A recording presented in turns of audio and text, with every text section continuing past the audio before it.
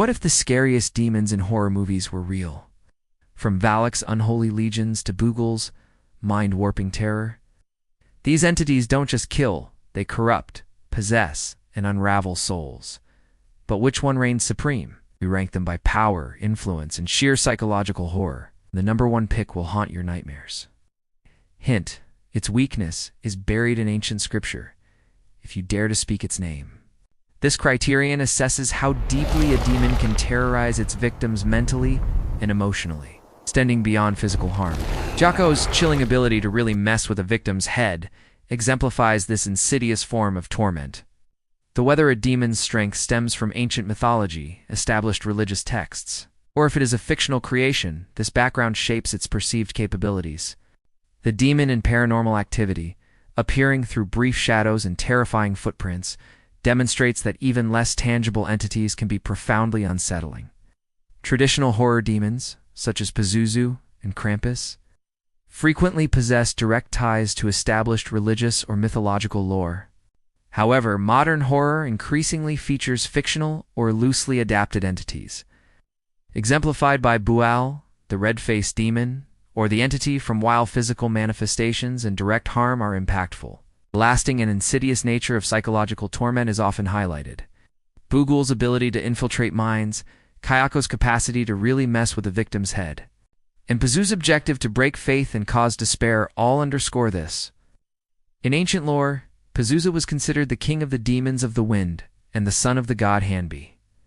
Interestingly, historical accounts indicate that Pazuzu was also invoked as a protective deity, primarily against the demon Lameshtu, who threatened unborn or newborn babies. This historical role presents a stark contrast to his cinematic depiction as a purely malevolent entity.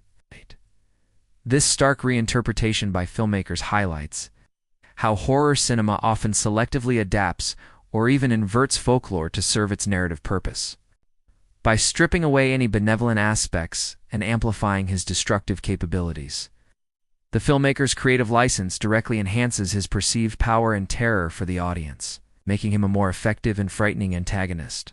This suggests that the most potent demons are not merely those capable of physical destruction, but those that can utterly dismantle the human psyche, leaving victims without hope or sanity. Oh. This includes grotesque body manipulation such as rotating heads and projectile vomiting, levitation, and speaking in tongues. He adeptly infiltrates minds, exploiting guilt and fear, and aims to break faith and cause profound despair. The demon can also manifest as a terrifying swarm of locusts. Pazuzu stands as an iconic and highly influential demon, having set the standard for cinematic possession horror. His influence extends through sequels and a television series, where he persistently pursues Regan and her family across generations. This form of power is more insidious, pervasive, and often more enduring than mere physical destruction, positioning it as a higher tier of threat within the genre. Mythological origins, such as those of Pazuzu or Valak, often lend a sense of ancient, ingrained power, while fictional origins, like Bugle's, allow filmmakers to craft unpredictable rules, and consequently, more terrifying capabilities. When a demon's weaknesses remain unknown or undefined, as observed with Bugle, it becomes inherently more terrifying and powerful. The unknown amplifies dread, making the entity more formidable because there is no clear off-switch or predictable method of containment. This directly influences its perceived power level in the audience's mind, creating a deeper, more pervasive sense of fear. Finally, demons have long served as a cornerstone of horror cinema, tapping into humanity's primal fears of the unknown, the supernatural, and the potential corruption of the soul. These entities represent a malevolent force often beyond human comprehension and control, embodying pure evil. This report delves into the portrayal of these cinematic entities, focusing on their power as a multifaceted concept that extends far beyond mere brute force or physical manifestation. To accurately assess and rank these terrifying forces, a comprehensive set of criteria is essential. The absence of clear weaknesses, as noted for Bugle, often signifies greater power, as audiences are left to grapple with the terrifying unknown of how to stop it. The scope of influence evaluates how broadly a demon's impact is felt, ranging from individuals and families to entire regions or even the global populace. The nature of abilities encompasses the full spectrum of a demon's supernatural capabilities, including physical manifestations, possession, psychological manipulation, reality warping, the summoning of minions, and immortality. For instance, a demon's capacity to infiltrate minds, as observed with Boole, or to command vast legions like Valak, directly indicates its formidable power. A crucial, yet often underestimated aspect of demonic power is its psychological impact. Resilience and weaknesses of a demon are also vital considerations, measuring how difficult the entity is to defeat or contain. The origin and lore of a demon provide significant context for its power. Tangibility assesses the demon's physical presence, whether it is a concrete entity, a fleeting shadow, or a purely psychological force. A compelling aspect of demonic portrayal in horror is the evolution of these entities and the dynamics of their power. It follows.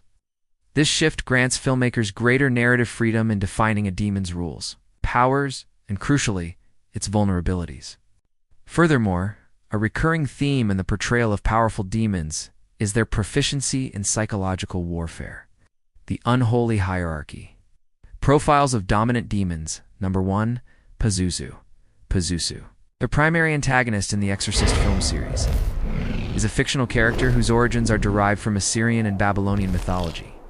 Pazuzu is primarily known for powerful possession, causing extreme physical and psychological torment. Be sure to like, subscribe to Is It Real, and share this video. But if you choose to ignore me, well, let's just say you've been warned. This includes grotesque body manipulation such as rotating heads and projectile vomiting, levitation, and speaking in tongues. He adeptly infiltrates minds, exploiting guilt and fear, and aims to break faith and cause profound despair. The demon can also manifest as a terrifying swarm of locusts. Pazuzu stands as an iconic and highly influential demon, having set the standard for cinematic possession horror. His influence extends through sequels and a television series where he persistently pursues Regan and her family across generations. Number 2. Valak.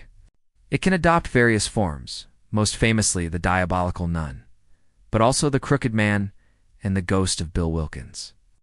Its immense strength allows it to cloud Lorraine Warren's sight, cause widespread death, remove holy presence from an abbey, attack multiple churches, and induce structural collapses. In its terrifying nun form, has become one of the most recognizable and iconic demonic figures in modern horror. In Valak, is presented as a formidable fallen angel, cast out of heaven for supporting Lucifer's rebellion. Its origins are rooted in grimoires such as it commands a vast army, controlling anywhere from 30 to 100 legions of demons. However, Valak demonstrates remarkable resilience, surviving being spat on with Christ's blood and potentially escaping banishment. In traditional lore, he is depicted as highly obedient to Lucifer and rules 200 legions of angels or spirits. He is typically described as appearing in the form of a man sitting upon a dromedary, accompanied by musical instruments. It also shows a cunning ability to attach itself to a host, Morris, even after being defeated, allowing it to re-emerge and continue its reign of terror. This suggests a higher form of demonic power where the entity operates on a grand long-term scheme, making resistance futile and amplifying the horror of an unavoidable destiny. The ritual requires a specific male host, implying a particular vulnerability or requirement that can be manipulated. While one source states he has no power over the Lord above and would be demolished in any battle, this is not demonstrated or relevant to his cinematic portrayal. The film's ending depicts his ritual as successfully completed with Peter fully possessed. Payman's possession does not result in the grotesque physical transformations seen with demons like Pazuzu. His mystery and malevolent intent build throughout the film, making him a deeply unsettling entity. No explicit weaknesses are stated for Boole. While moving out of a cursed house might temporarily disrupt his plan, destroying one conduit is not a permanent solution. As he has multiple conduits through which he can continue his influence, his inability to directly kill adults or unpossessed children is a limitation, but one he cleverly bypasses through manipulation. Boogle's reliance on various forms of media as conduits for his power is a distinctive trait. The fact that destroying one conduit does not defeat him, and he can place new conduits, highlights his pervasive and adaptable nature. This suggests a modern twist on demonic influence, implying that evil can persist and spread through contemporary means, making it harder to contain in an increasingly digitized world. His ability to always be around and waiting in the shadows makes him a continuously looming, uncontainable threat. Instead, it manifests as a subtle, internal shift in personality and mannerisms. This deliberate subversion of typical horror tropes makes Payman's power more chilling. The horror derives from the violation of identity and the insidious, almost undetectable takeover of a loved one. This psychological subtlety enhances his power, making him harder to identify, combat, and ultimately, more terrifying as the threat comes from within the familiar. The lack of a clear defeat mechanism within the film reinforces this sense of absolute and pervasive power, making Payman's threat profoundly unsettling. Valak's primary cinematic vulnerability, its true name, aligns with a classic occult principle, where knowing a demon's true name grants power over it. He shares thematic similarities with the pagan deity Moloch, known for child sacrifice, and a promotional piece even dubbed him Brother of Moloch. With a backstory involving Moloch shutting Bugle's mouth with ash, this suggests that for highly powerful, ancient, or grimoire-derived entities, their greatest vulnerability is not brute physical force, but rather the acquisition and invocation of specific esoteric knowledge. His strongest weapon is the unknown. His fictional nature allows filmmakers to keep the audience guessing about how to stop him. He appears through brief glimpses in film and video footage, and even in dreams, with occultists believing these images act as conduits for his influence. Importantly, he cannot directly harm adults or children he has not yet possessed. Bugle's reliance on indirect action makes him profoundly disturbing. He relies entirely on manipulating children to commit horrific acts. This suggests that true demonic power is not always about direct confrontation or brute force, but about corrupting the innocent and turning victims against their own families. This creates a deeper, more tragic form of horror, as the evil is enacted by those who should be most protected, amplifying the psychological torment for survivors and audiences alike. In the film, he orchestrates a generational curse, slowly bringing the Graham family to utter ruin. He can possess hosts without causing significant physical alteration, making the possession more insidious and harder to detect. His power manifests through manipulating events and individuals over a long period to achieve his specific ritualistic goals. Unlike many demons that are fought or temporarily defeated, Payman's influence in this creates a direct link between intellectual pursuit and effective demonic combat. Elevating the role of human intellect in fighting supernatural evil, Valak can also project terrifying visions, as seen when it tormented Lorraine Warren. The Lesser Key of Solomon, where it is described as Volak or Valak or Value. President Mighty and Great, who appears as a child with angel's wings riding a two-headed dragon, commanding 38 legions of spirits. It is important to note that the iconic nun form, which has become synonymous with the demon in the Conjuring universe, is a cinematic invention, and not part of its traditional mythological lore. This deliberate creative choice by James Wan and the filmmakers allowed them to craft a visually distinct and terrifying entity that resonated more deeply with modern audiences than a literal adaptation might have. This reinterpretation amplifies its psychological impact and perceived power within the cinematic universe. Even if it sacrifices mythological accuracy, Valak exhibits unearthly power, including the ability to capture and enslave helpless souls. The Nun 2, Valak regains its angelic powers and claims St. Lucy's power. Elevating its rank from President to Prince of Hell, Valak serves as a central and recurring antagonist throughout the Conjuring universe, appearing in multiple films and prequels. The Conjuring 2, Valak is temporarily defeated by Lorraine Warren, who learns and invokes its true name, condemning it back to hell. In The Nun 2, its ultimate vanquishing required the literal blood of Christ. Number 3. King Payman. King Pamon is one of the 72 demons described in the Lesser Key of Solomon, an anonymously written grimoire from the 17th century. Hereditary. He is worshipped by a cult and seeks a male host to inhabit, and bind or make any person subject to the magician's will. Man is known for his ability to grant many wishes, teach all arts and sciences, reveal secret things. Hereditary feels preordained and inescapable. The Graham family is not merely targeted. They are part of a long-standing generational ritual orchestrated by the demon. No explicit weaknesses are mentioned for Paimon within the context of the film's narrative. Number 4. Bul, also known as Mr. Boogie, is a fictional Babylonian god created specifically for the sinister films. Bugul's primary and most terrifying ability is his infiltration of the minds of young children, manipulating them into murdering their entire families before these children join his league of evil child spirits. Bul is one of the genre's most terrifying demons due to his unique method of using innocent children as his murder machines.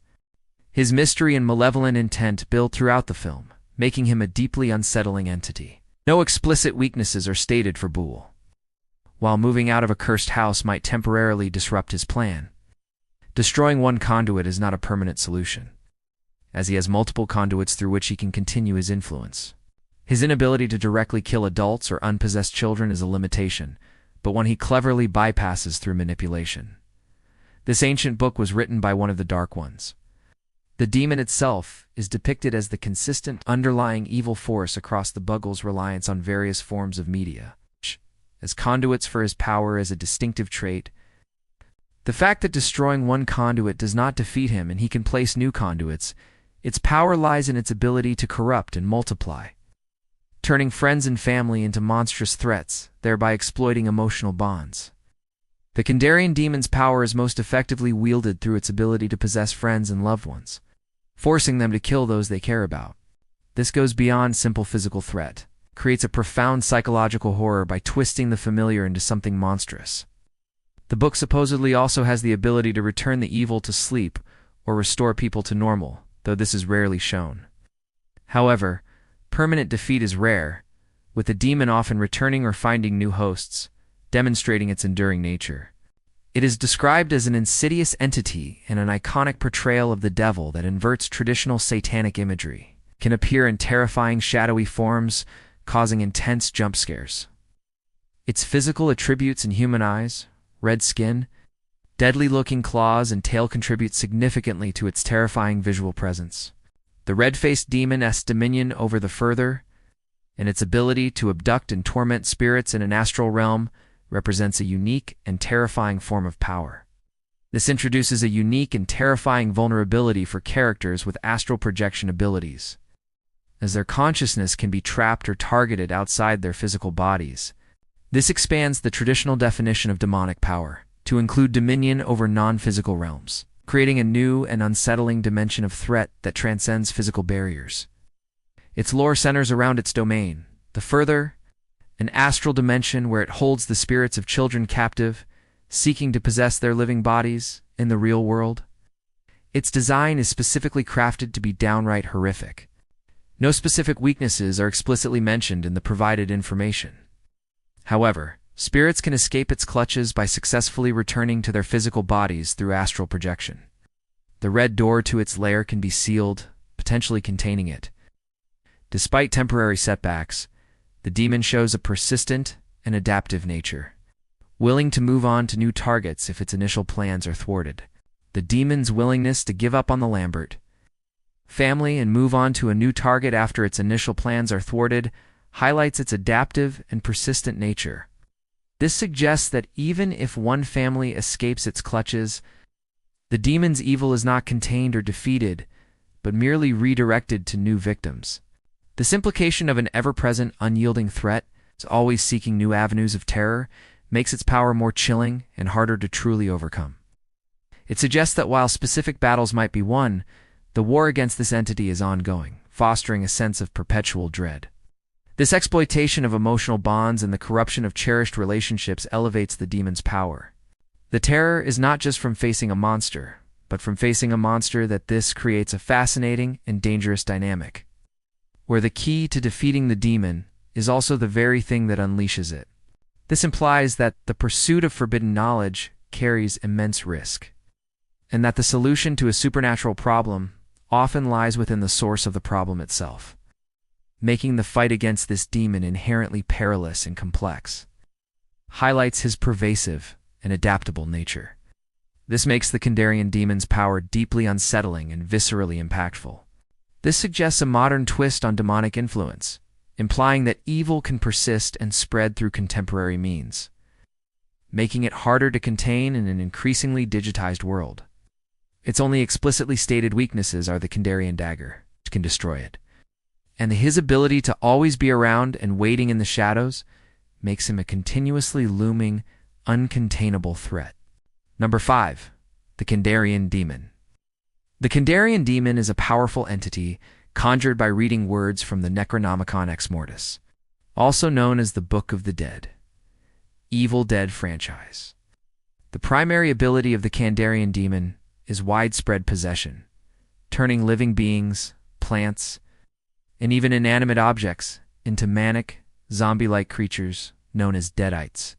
Deadites exhibit super strength, stamina, high pain tolerance, wall crawling, shape-shifting to resemble loved ones, and mind-reading.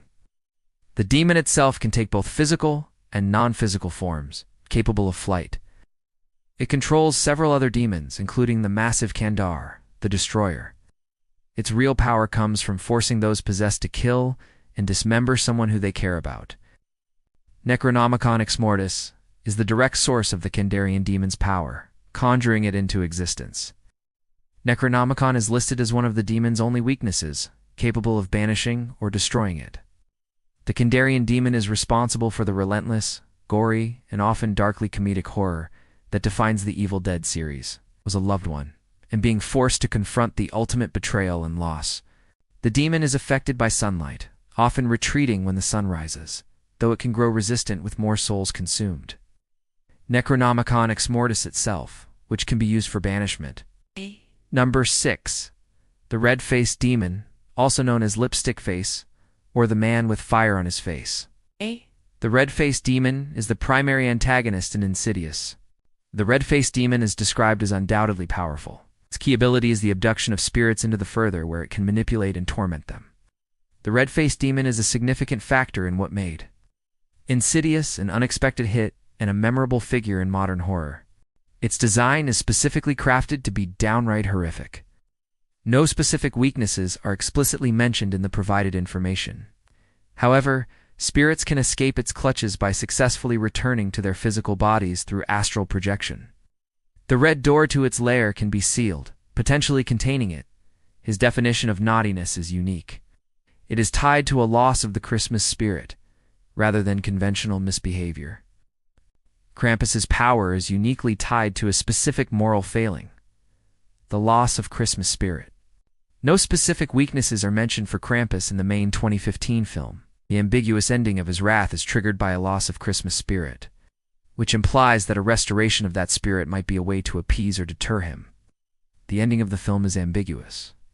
The family might be trapped in a snow globe forever. Krampus might merely be keeping an eye on them. While direct comparisons can be challenging, a careful analysis reveals a hierarchy based on the sheer scale of chaos they can unleash and the depth of terror they can instill. Max's repentance in the film's climax. It commands vast legions of demons ranging from 30 to 100 legions, indicating a massive, organized force under its control. Its ability to exploit guilt, break faith, and cause deep despair makes it a master of mental warfare. Its influence is tied to a preordained fate, making it feel inescapable and amplifying the horror of an unavoidable destiny.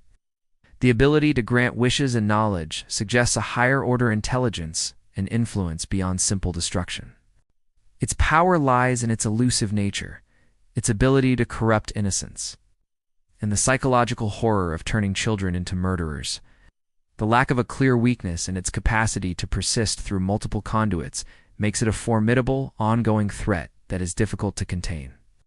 Its ability to turn loved ones into monstrous threats is a potent psychological weapon, exploiting emotional bonds for maximum horror. Its subtle possession, which does not physically alter the host, is arguably more terrifying than overt transformations.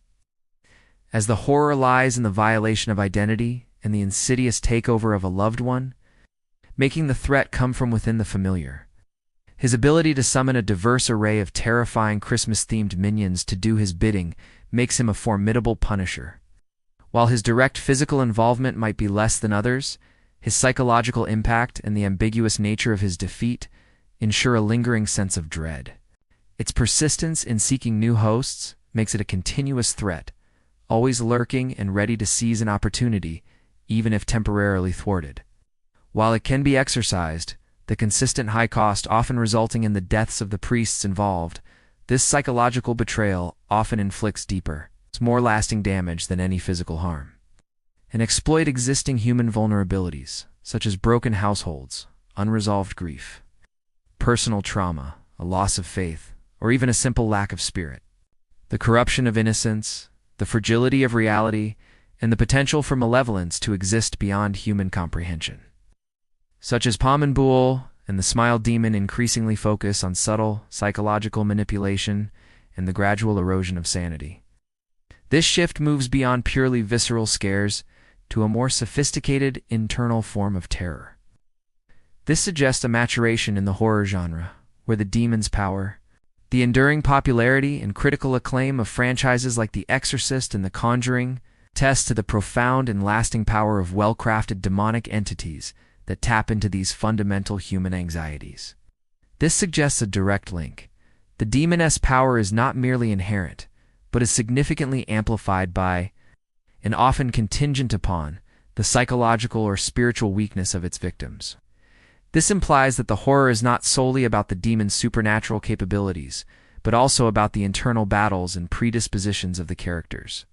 This makes the terror more relatable, profound, and deeply unsettling, as it highlights how our own weaknesses can become gateways for malevolent forces. Furthermore, these demons frequently prey on specific psychological weaknesses, such as guilt, despair, and a fracturing of faith, as Pazuzu aims to do. Their goal is often to dismantle the victim's inner world, leaving them utterly broken. The unknown consistently serves as a powerful weapon, particularly for fictional demons, whose rules and limitations are deliberately left undefined, as is the case with Boule.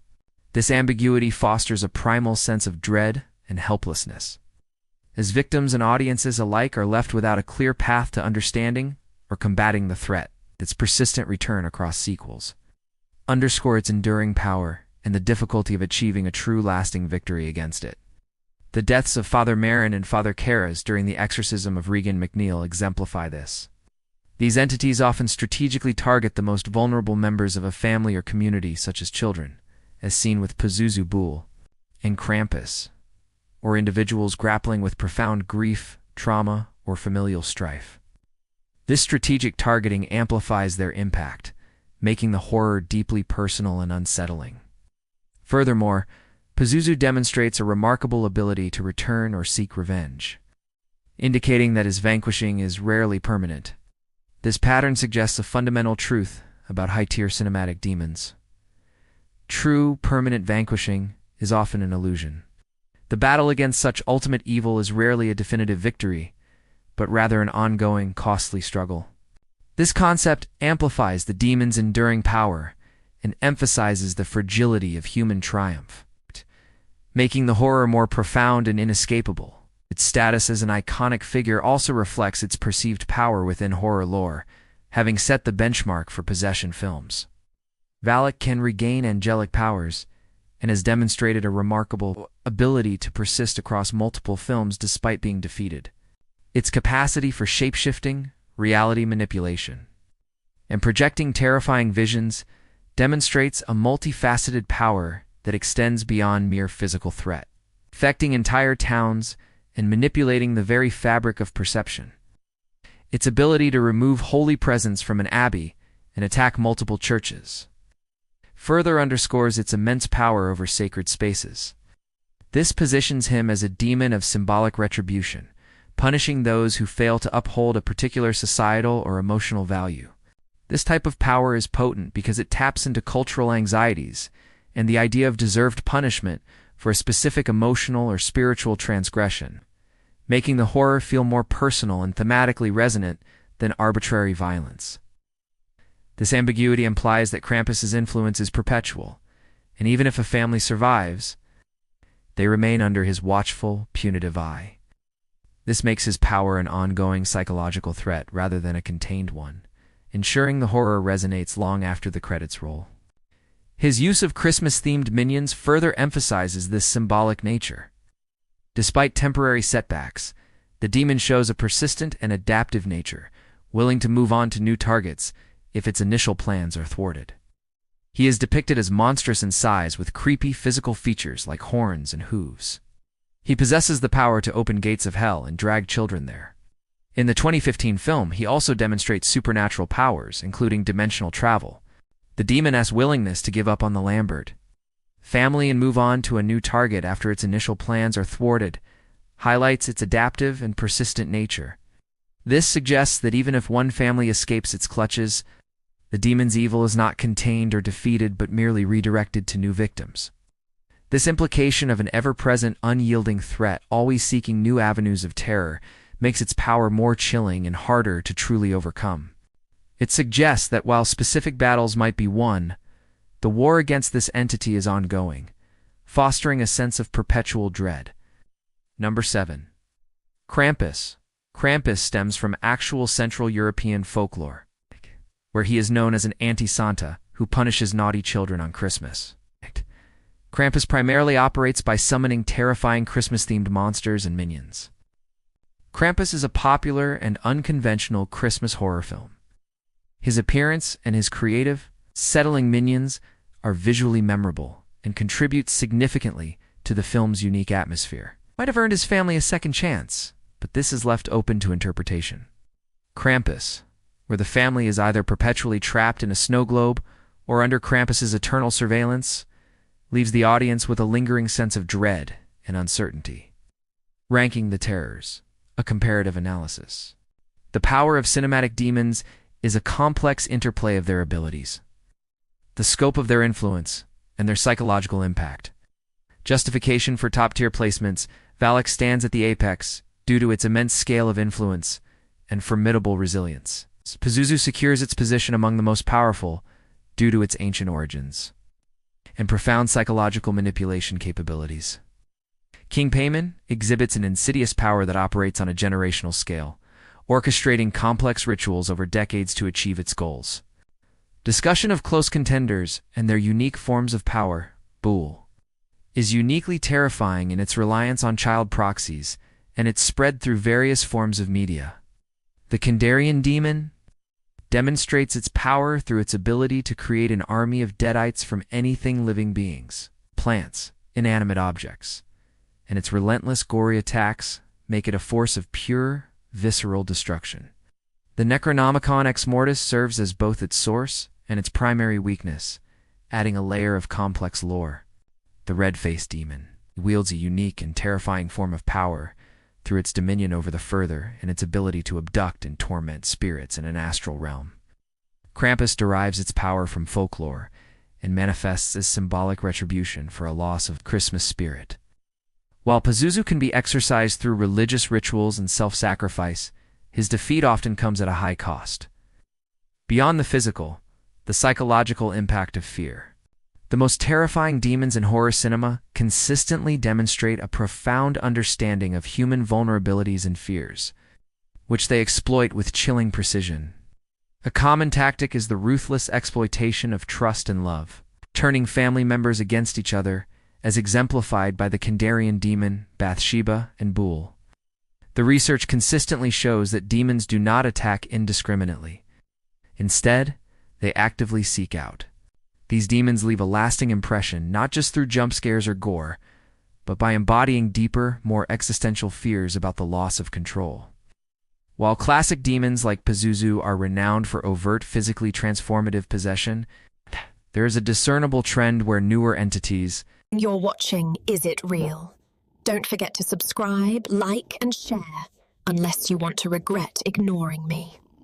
such as Paimon, Bool, and the Smile Demon, increasingly focus on subtle psychological manipulation and the gradual erosion of sanity. This shift moves beyond purely visceral scares to a more sophisticated internal form of terror.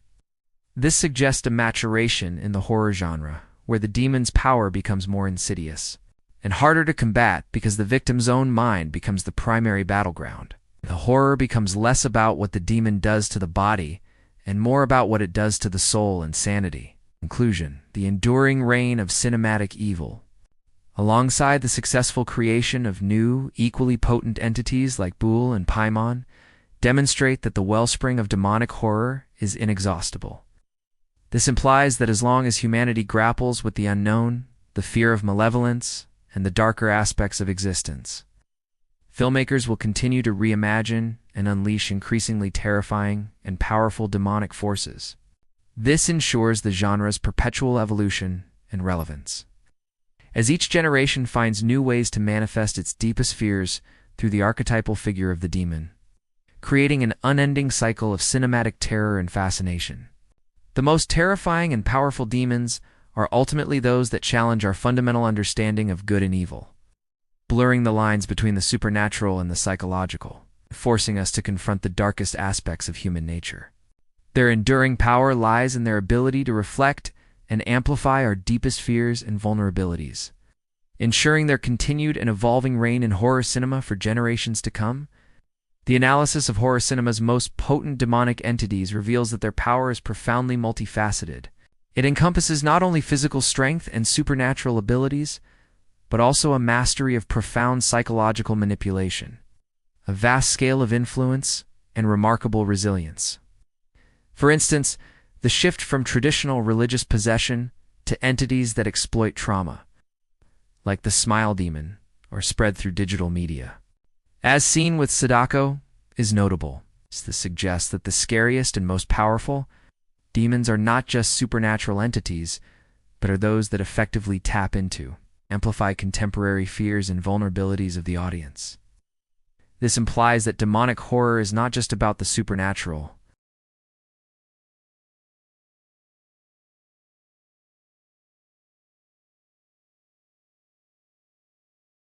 and their clever exploitation of contemporary fears and modern conduits, such as media serving as a vector for evil. Furthermore, the enduring and often perpetual nature of these entities is striking. True defeat is frequently temporary, costly, or merely a redirection of their malevolence, ensuring their return and continued presence. The evolution of cinematic demons often mirrors or taps into prevailing societal anxieties. The continuous reinterpretation and reemergence of powerful demons across existing franchises, such as Pazuzu's returns and Volek's universe expansion,